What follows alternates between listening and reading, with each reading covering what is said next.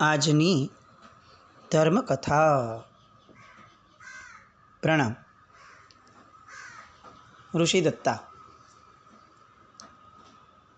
મહાસતી તરીકે આપણે એમને જ્યારથી ભરેસર સૂત્ર ભણ્યા ત્યારથી જાણીએ નામથી. આમ પણ આપણને મહાપુરુષોના નામ સિવાય બહુ એમનામાં રસ હોતો નથી. આપણી મનસ્થિતિ એવી હોય છે કે સારા વ્યક્તિઓના નામ સિવાય આપણને એનામાં રસ નથી હોતો, એની સારપમાં, એણે શું સારું કર્યું એમાં. અને નબળા વ્યક્તિના નામ કરતાં એના ખરાબ કામમાં વધારે રસ હોય છે. અને એટલે સારા વ્યક્તિની સારપ સમાજમાં ગવાતી નથી બહુ, પણ નબળા વ્યક્તિની નબળાઈઓ બહુ જ ગવાતી હોય. અને એના કારણે સમાજની જે વિકૃત પરિસ્થિતિ આજે આપણે બધા અનુભવી રહ્યા છીએ, કે જેમાં સારા વ્યક્તિઓ આગળ આવતા નથી, સારા વ્યક્તિઓને કામ કરવામાં રુચિ આવતી નથી, સારા વ્યક્તિઓને ક્યાંય પણ પોતાની ક્ષમતાઓનો વપરાશ કરવામાં એવો ભાવ જાગતો નથી. આ બધાના મૂળમાં એક સામાજિક વ્યવસ્થા છે, જેના અંગે ગંભીર વિચારણા કર્યા વિના આપણે આ પરિસ્થિતિનો તોડ લાવી શકીએ એ શક્યતાઓ નથી. ઋષિદત્તાના જીવનની અંદરમાં આ બદલાવને જોઈએ ને તો આપણને ખરેખર લાગે કે એક વનકન્યા જેણે જીવનમાં કોઈ વ્યક્તિઓને જોયા નથી પોતાના પિતા સિવાય, પોતાના જીવનની 20 વર્ષની ઉંમર સુધી એને અચાનકથી આટલા બધા નગરજનોનો પ્રેમ મળ્યો, સ્વજનો રૂપે માતા પિતા વગેરે મળ્યા. અને મળી હજી તો માંડ દોઢ મહિનો થયો, અને એટલા જ ગાળાની અંદરમાં એવી ઘટનાઓ થવા લાગી કે જેના કારણે એના મનમાં ભય આવવો જોઈએ કે હવે મારાથી આ બધા વિખૂટા પડી જશે. તો જે મારો પતિ મને આટલો બધો પ્રેમ કરે છે એ આવી કોઈ ઘટનાના કારણે ક્યાંક ને ક્યાંક મારો ત્યાગ કરી દેશે તો. અને આ ભય એને વ્યગ્રતા લાવવું જોઈતું હતું. આપણે હોઈએ તો આ જ થાય, પણ એનામાં આવું નથી થતું. ક્રમ જુઓ, પહેલી રાત્રિએ હત્યા થઈ, એના મોઢા પર લોહી વગેરે દેખાણું. શરૂઆતની અંદરમાં કેટલુંક કનકરથ જ્યારે એને નબળું બોલે છે એમને, ત્યારે કેટલાક સમય માટે એને કર્મનો વાંક જોયો, પણ જેવું કનકરથે પણ સાહજિક રીતે સ્વીકારી લીધું કે ના ના, તમે તો આવા ન હો. એટલે સામાન્ય રીતે જે ઘટમાળ જીવનમાં દોઢ મહિનાથી ચાલતી હતી એ જ રીતે માતાની પાસે જવું, દાસીઓ વગેરે સાથે રહેવું, નગરજનો સાથે સામાન્ય રીતે વાતચીતો કરવી, આનંદ અને કિલ્લોલમાં જીવવું, એ જ ક્રમ રહ્યો. બીજે દિવસે પણ સવારે આ જ ઘટના સેમ રિપીટ થઈ છે. કનકરથની તાણ અતિશય છે, સાહજિક રીતે થાય જ. એક તો કોણ કરે છે એ સમજાતું નથી, એટલે એને રોકવો કેવી રીતે તો વિચાર જ નથી થઈ શકતો. અને બીજું, જ્યારે જે પણ કરે છે, કદાચ આ નથી પણ કરતા ઋષિદત્તા, તો પણ જે કરે છે એ જો ક્યાંક ને ક્યાંક પોતાનું નામ છતું ન થાય અને ઋષિદત્તા સાથેનું એનું જે પણ કનેક્શન છે એ અગર છતું થઈ જાય તો પણ રાજ્યની અંદરમાં લોકો આ ઋષિદત્તાને કઈ રીતે પછી સ્વીકારશે? એ તાણ સૌથી મોટી. અને લોકો નહીં સ્વીકારે તો પછી મારે ઋષિદત્તા સાથેનું જીવન એ હવે મારે કયા મોડ પર લઈ જવું પડશે? એ તાણ ત્રીજી. ખાલી વિચારવા જેવી વાત છે. જે વ્યક્તિને ભોગવવાનું આવવાનું છે એ વ્યક્તિ સુખેથી રહે છે, અને જે વ્યક્તિને આ ઘટનાના કારણે ઋષિદત્તા સાથે જે થશે એના કારણે લાગણીશીલ રીતે ભોગવવાનું આવવાનું છે ઇમોશનલી, એ વ્યક્તિ તાણ મારે છે. એક બહુ સ્પષ્ટ સંદેશ આપણને મળે છે. તાણ લેવી કે ન લેવી એ ઘટનાને આધીન નથી, એ આપણી સમજણને આધીન છે. ઋષિદત્તા બીજે દિવસને સવારે જાગે છે, મુખ ઉપર ફરીથી લોહી, નાક ઉપર, ગાલ ઉપર, કપાળ ઉપર, ફરીથી ઓશિકાની બાજુમાં માંસનો ટુકડો. અને આજે કનકરથ એ ભૂલ નથી કરતો. જેવા ઋષિદત્તા જાગે છે એટલે તરતથી એમની સાથે નબળો વર્તાવ નથી કરતા. એ બહુ પ્રેમથી એને કહે છે કે ઋષિ કોઈ દુષ્ટ તત્વ આપણને હેરાન કરવા માટે કે બદનામ કરવા માટે મચી રહ્યું છે, પણ તું જરા પણ ચિંતા ન કરજે. પરમાત્મા ઋષભદેવની કૃપાથી વિઘ્નો ટળી જશે. બહુ સરસ શબ્દોની અંદરમાં સાંત્વના આપે છે. ક્યાંય પણ ઋષિદત્તાના મનમાં અજંપો ઊભો ન થાય, અવિશ્વાસ ઊભો ન થાય આ સંબંધ પ્રત્યે, એ એનો આશય હતો. પોતે ઋષિદત્તાને મુખ શુદ્ધિ વગેરે કરી આપી અને શયનગૃહની બહાર આવ્યા. રાજપુરુષો પાસેથી એઝ એક્સપેક્ટેડ સમાચાર મળ્યા કે આજે પણ નગરની અંદરમાં એક જણની હત્યા થઈ છે. રાજપુરુષોને તરત કહેવામાં આવ્યું કે હત્યારાને ગમે તે રીતે પકડવો જોઈએ, નિર્દોષ માણસોની હત્યા તો ન જ થવી જોઈએ. અને એ સમયે પિતાજી પાસે જતાં જતાં રસ્તાની અંદરમાં કનકરથ વિચારે છે કે આજે આખી રાત મારે જાગવું છે. કોણ છે એવું કે જે ઋષિદત્તાને કલંકિત કરવા માટે આ પ્રયત્ન કરે છે? હું ઊંઘતા હોવાનો ડોળ કરીશ અને ઋષિદત્તાને ક્યાંક ને ક્યાંક કોઈ આવી રીતે હેરાન કરવા આવે છે એને પકડી લઈશ. આ બધા વિચારો મનની અંદરમાં ચાલી રાખે છે. વિચારે છે કે આ કેવી અસાધારણ ઘટના છે કે આવડો મોટો ચોકી પહેર્યો છે. બારી બારણાઓ સામાન્ય રીતે પણ બહુ વિશેષ ખુલ્લા ન હોય, અને હોય તો પણ નીચે દ્વારપાળો ઊભા હોય, સૈનિકો ઊભા હોય, તેમ છતાં કોઈ પ્રવેશ કરી જાય છેક શયનખંડ સુધી અને પલંગ પર આવી અને છેક ઋષિદત્તાના મુખને લોહીથી રંગી જાય. આ બધું કેટલું અકલ્પનીય છે. આ કેવી રીતે વિચારમાં આવી શકે? આ બધું વિચારતા વિચારતા ગૂંચવણ સાથે પ્રાતઃકર્મથી પરવારીને ગયા હતા. એટલે પિતાજી પાસે તરત ગયા. ત્યાં નગરના આગેવાનો ઓલરેડી પિતાજી પાસે આવી ગયા હતા, રાજા પાસે. મહામંત્રી અને સેનાપતિ પણ આવી ગયા હતા. બધાના ચહેરા પર ઉદાસીનતા દેખાયેલી હતી. પિતાજીએ કહ્યું, કનકરથ, આજે પણ એક નગરવાસીની નિર્મમ હત્યા થઈ અને હત્યારો પકડાયો નથી. સેનાપતિજીની દ્રષ્ટિ પણ જમીન પર ચોંટેલી છે. કનકરથ તરત કહે છે કે આજે રાત્રે સમગ્ર નગરમાં ગુપ્તચરોની ઝાડ પાથરી દો. કોઈ પણ રીતે હત્યારો પકડાવવો જોઈએ. આ અંગે તમે મારી સાથે ચાલો. આપણે ગુપ્ત મંત્રાલયમાં જઈ અને આપણો વિચાર કરીએ. અને ત્યારે પિતાજી કહે છે કે કનકરથ, બેટા, હત્યારો છે ને બહુ અસાધારણ લાગે છે, બહુ કુશળ હશે, છતાં તમે કુનેથી અને ચીવટથી તપાસ કરો તો એને પકડી શકાશે. કનકરથ ઉપર વિશ્વાસ મૂકે છે. કનકરથ પોતાની રીતે જે ગતિવિધિઓ કરવાની છે, ગુપ્તચરોની, સૈનિકોની, નગરની અંદરમાં ફેલાવી દેવાની, એ બધી વાતો કરે છે સેનાપતિ સાથે. નગર શ્રેષ્ઠીઓ પણ આવ્યા છે. એ લોકો પણ આશ્વસ્ત થવા આવ્યા હતા કે ભાઈ આમને આમ હત્યારાઓ ખુલ્લે આમ જો ફરી રાખશે અને હત્યાઓ થઈ રાખશે તો નગરમાં સુરક્ષિતતા કેવી રીતે અનુભવશે લોકો? અને એમાં પણ આજે હત્યા છે, કાલે ચોરીઓ થાય તો શ્રેષ્ઠીઓના ઘરની અંદરમાં રહેલા લોકો એની પણ કોઈ સુરક્ષિતતા નિશ્ચિત ન થઈ શકે. બધામાં એક ભય પ્રસરી જશે. આવું લગભગ ક્યારેય થયું નથી આપણા જીવનકાળમાં. અચાનક ઉપરાઉપરી 2 દિવસ સુધી હત્યાઓ થાય છે. એટલે આ બધી વાતો પર બહુ વિશેષપણે ગંભીર થઈને ધ્યાન આપવા જેવું છે. બધાને આશ્વસ્ત કર્યા કનકરથે.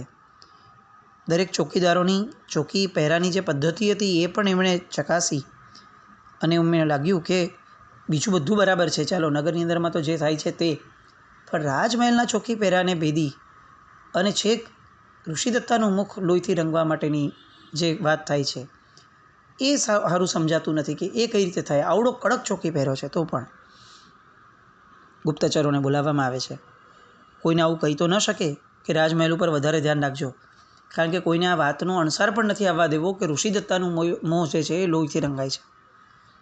પણ ગુપ્તચરોને કહેવામાં આવ્યું કે તે નગરમાં જે હત્યા કરે છે એ વ્યક્તિને તમે ગમે તેમ કરીને પકડજો. સંધ્યાનો સમય થયો. અંધારા ધરતી પર ઉતર્યા. ગુપ્તચરોની ઝાડ આખા નગરમાં ફેલાઈ ગઈ.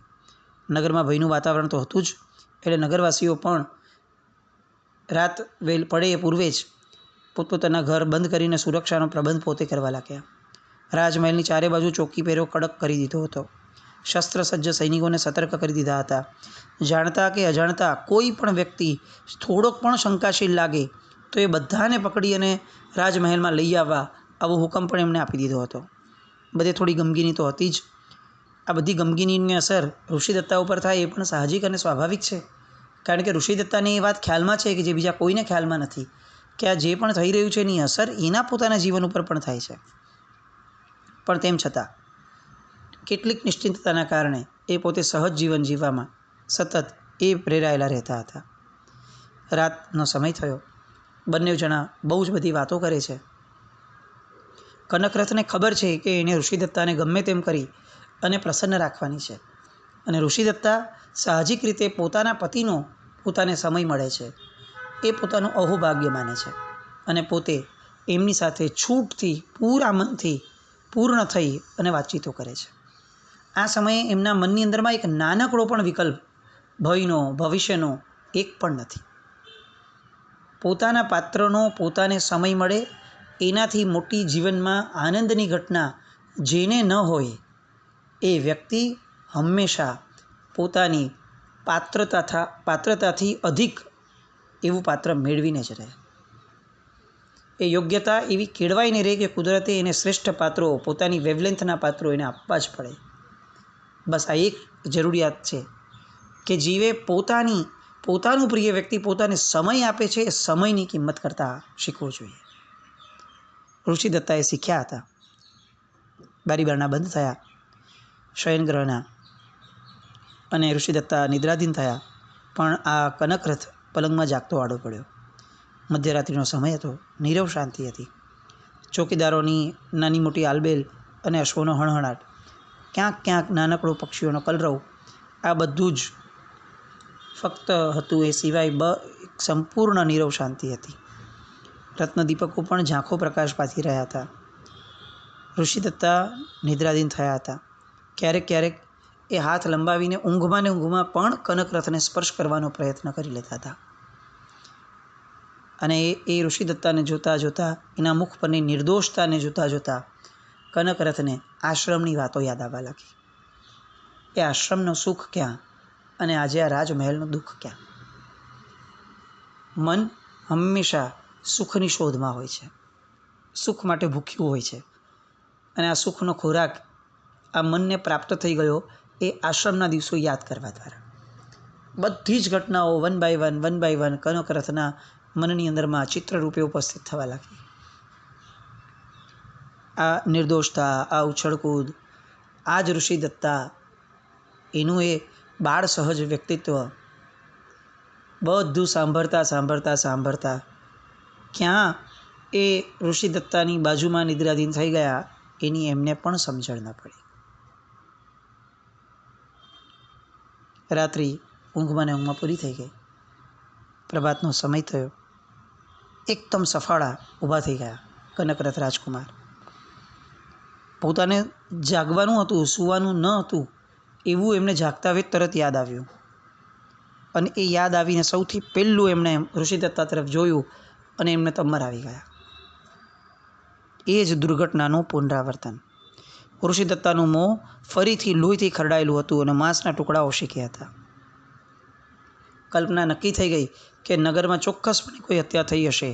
તરત જ ઋષિદત્તાનું મુખ ધોયું, માંસના ટુકડાઓ ખાડમાં નાખ્યા, શયનગૃહની બહાર નીકળ્યા. હત્યાના સમાચાર મળ્યા. નિત્યક્રમ મુજબ ફરી પાછા પિતાજી પાસે ગયા તો સમાચાર મળ્યા કે બાળકની હત્યા થઈ છે. ગુપ્તચરોની જાળ ભેદાઈ ગઈ. હત્યારો તો પકડાયો જ નથી. અને ત્યાં મંત્રીઓ વગેરે આવ્યા મંત્રણા ગૃહની અંદરમાં. બધા એકબીજા સામે જુએ છે. કોઈના મોઢામાંથી શબ્દ નીકળતો નથી. એવા સમયે રાજા મહામંત્રીને કહે છે કે હવે હું બહુ નિરાશ થઈ ગયો છું. મને લાગે છે કે આવતીકાલે હવે હું સ્વયં તલવાર લઈ અને આખા નગરનું ભ્રમણ કરીશ, ચોકી પહેરો કરીશ. આ હવે મને કોઈ પણ હિસાબે પાલવતું નથી કે કોઈ નિર્દોષ વ્યક્તિઓની હત્યા થાય. અને કનકરથના મુખ સામે જોઈ અને બોલે છે કે રાત્રિના સમયે રાજગૃહની અંદરમાં પલંગ ઉપર સૂતા આપણે ક્યારેય કોઈને પકડી નહીં શકીએ. હું રાજ્યમાં ફરીશ. કનકરથને બહુ લાગી આવ્યું.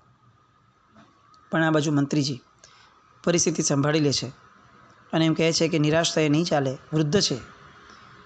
એટલે આપણે ત્યાં હંમેશા આ કહેવત છે, ગરડા ગાડા વાળે. એટલે જે પણ પરિસ્થિતિ નિર્માણ થઈ છે એને હવે વાળવા માટે એ આખી વાતને રાઈટ ટ્રેક ઉપર લાવવાનો પ્રયત્ન કરે છે. અને રાજાને કહે છે કે રાજન, મારા ગુપ્તચરોની જાળ આખા રાજ્યમાં ગઈકાલે રાત્રે હતી. એ ગુપ્તચરોના આધારે હું એક વસ્તુ કહેવા માટે નિર્ણય માટે હું તત્પર બન્યો છું કે રાજન, આ હત્યાઓ કરનાર એ કોઈ માનવીય તત્વ નહીં હોય. તો પછી આ કોઈ આસુરી તત્વ છે રાજન. શું વાત કરો છો? કેમ કોઈ આવું કરે આસુરી તત્વ અચાનકથી? અને તરત કહે છે કે પોતાની કોઈ દુષ્ટ વાસના સંતોષવા માટે અસુરો આવી હત્યા કરતા હોય છે, નિર્દોષ મનુષ્યોની હત્યા કરતા હોય છે. કારણ કે અસુરો માટે તો સદોષ શું ને નિર્દોષ શું. રાજા પૂછે છે કે આવું અનુમાન કયા આધારે આપ કરી રહ્યા છો? અને મંત્રી કહે છે કે ગુપ્તચરોએ આપેલી માહિતીના આધારે. અચ્છા? કનકરથ તરત ઝબકીને પૂછે છે કે ગુપ્તચરોએ કોઈ માહિતી આપી છે? અને ત્યારે મંત્રી કહે છે કે જો કોઈ માનવી હત્યારો હોત ને તો આપણા ગુપ્તચરોએ એને પકડી જ લીધો હોત. એ પકડી નથી શક્યા. એનો અર્થ કે આ હત્યારો કોઈ માનવી નથી, આ અસુર છે. પોતાની ગુપ્તચર સંસ્થા પ્રત્યેનો એમનામાં આકંઠ્ય વિશ્વાસ. કનકરથ પૂછે છે કે જો આસુરી તત્વો હોય તો આપણે શું કરી શકીએ? મંત્રી કહે છે કે આપણે કંઈ ન કરી શકીએ. આસુરી તત્વોનો સામનો કરવા માટે તો દૈવી તત્વ જોઈએ. એ દૈવી તત્વ ક્યાંથી લાવવું? તો કે અહીંયા મળી શકશે ક્યાંયથી પણ. ક્યાંથી? તો કે આ જ દુનિયામાંથી. બધા જ હવે એ મંત્રીની સમક્ષ એવી રીતે જોઈ રહ્યા છે કે જાણે આ મંત્રી હવે આખી ને આખી કોઈક વિસ્ફોટની ધારા ઊભી કરશે અને કંઈક માર્ગ આપશે. મંત્રીને પૂછવામાં આવે છે કે ભાઈ, આવી રીતે કોઈ દૈવી તત્વ આપણને આ જગતમાં કઈ રીતે પ્રાપ્ત થાય અને કોઈ આસુરી તત્વ આ રીતે નિર્દોષ વ્યક્તિઓની હત્યા કરે, આવું કઈ રીતે સમજી શકાય? આ કઈ રીતે સાંખી શકાય? મને સમજાતું જ નથી કે આવું કેમ થતું હોય.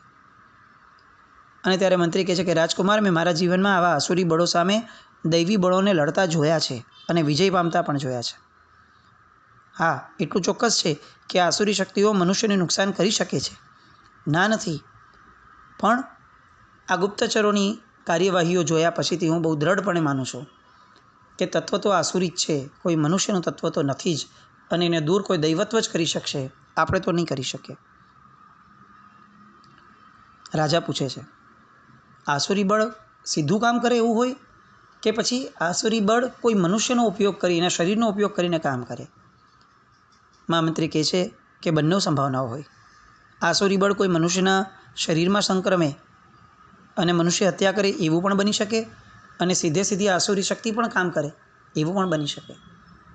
તરત રાજકુમાર બોલે છે કે જો એ મનુષ્યના શરીરમાં સંક્રમતો હોય તો એ મનુષ્ય તો દેખાય જ ને આપણને, ભલે એનામાં આસુરી બળ હોય પણ ક્યાંક તો એ દેખાવો જોઈએ ને. અને ત્યારે ના પાડે છે મહામંત્રી, એવું ન પણ હોય રાજકુમાર, એ અદૃશ્ય થઈને પણ કામ કરી શકે.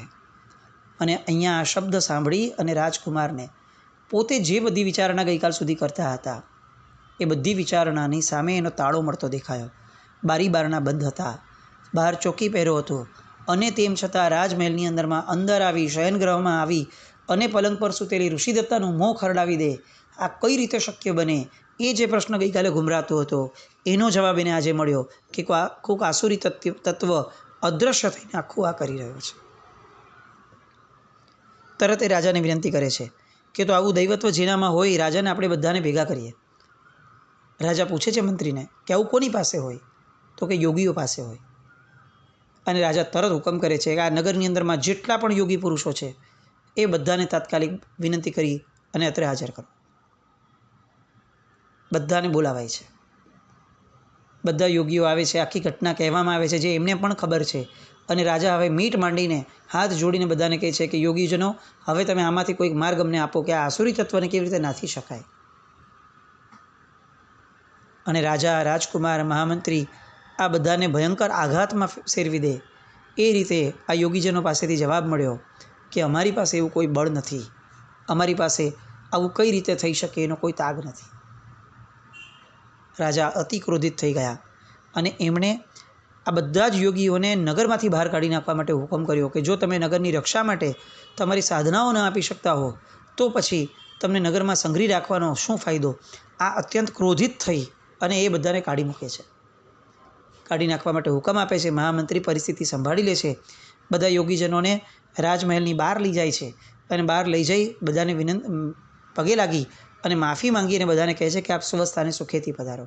રાજા થોડા ગુસ્સામાં છે, ચિંતામાં છે, એટલે આવું બોલ્યા છે, આપ સુખેથી પધારો. હવે બધા વિચારે છે કે જો યોગીજનો ફેલ છે તો હવે આ પરિસ્થિતિનું શું થશે. એ વિચારણા માટે ફરી પાછા બધા રાજમહેલમાં ભેગા થાય છે ને ત્યાં અચાનક જ રાજમહેલના બારણામાંથી દ્વારપાળ આવીને કહે છે કે એક સંન્યાસીની અંદર પ્રવેશ મેળવવા માટે રજા માંગે છે. મહામંત્રી એમને બોલાવવા માટે વિનંતી કરે છે કે એમને વિનંતી કરીને લઈ આવો.